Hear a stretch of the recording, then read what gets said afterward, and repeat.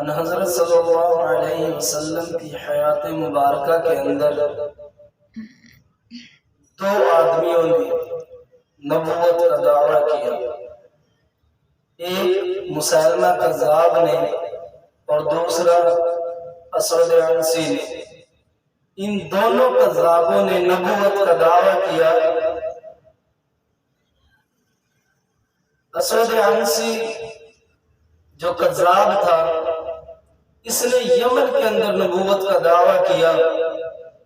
اس کو جب پتہ چلا کہ ابو مسلم رضی اللہ تعالی عنہ یہ ان حضرت صلی اللہ علیہ وسلم کی نبوت پر ایمان لا چکے ہیں، تو اسود عنسی نے ان کو اپنے پاس بلایا اور کہنے لگے کیا تو محمد کو نبی مانتا ہے؟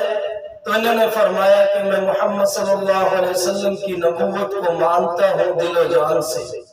تو انہوں نے اس بات کا اقرار کیا۔ اس نے آگے سے کہا اسود عنسی نے کہ جس طرح مکہ اور مدینہ میں محمد نبی ہے، تو اسی طرح یہاں پہ یمن کے اندر میں نبی ہوں، اس بات کو بھی تم مانو۔ تو ابو مسلم رضی اللہ تعالیٰ عنہ نے انکار فرمایا۔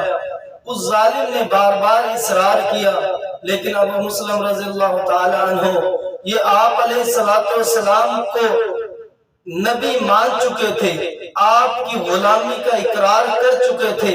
اس کی جب آدمی محمد کی غلامی میں آ جائے، اس کے بعد کسی کا غلام بننے کے لیے تیار نہیں ہوتا۔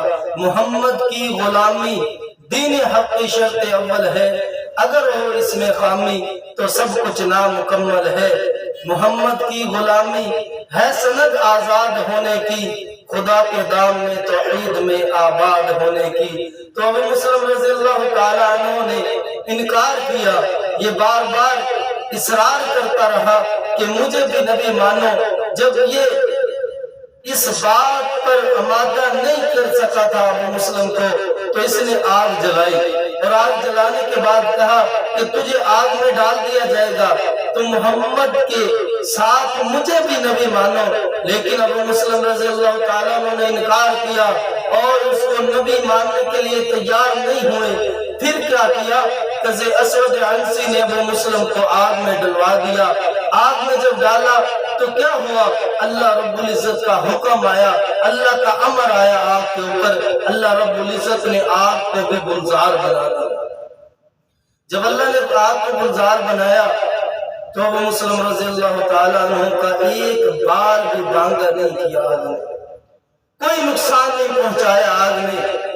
تو کہتے ہیں جب آگ کے اندر سے بالکل صحیح سلامت زندہ واپس نکل آئے، تو اس کے بعد کیا ہوا کہ اسود عنسی کے ماننے والوں نے کہا کہ اس کو یہاں سے جلا وطن کر دیا جائے، اگر تو ایسا نہیں کرے گا تو پھر تیرے ماننے والے بھی تجھ سے دور بھاگیں گے، تیرا انکار کریں گے۔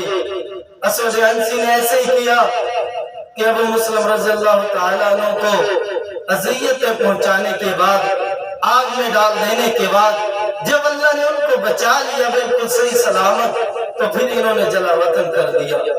جلا وطن کرنے کے بعد جب یہ یمن سے ہجرت کر کے جلا وطن ہوئے تو مدینہ منورہ میں تشریف لے گئے۔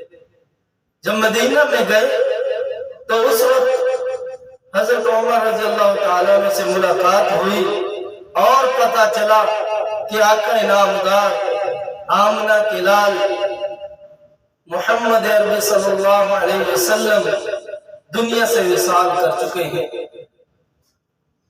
تو اس وقت پھر انہوں نے مدینہ میں قیام فرمایا، اور یہ ایسے صحابی ہیں کہ ان کے علاوہ کسی بھی صحابی کو یہ اعزاز نہیں ملا کہ آگ سے جس کی اللہ نے حفاظت فرمائی ہو۔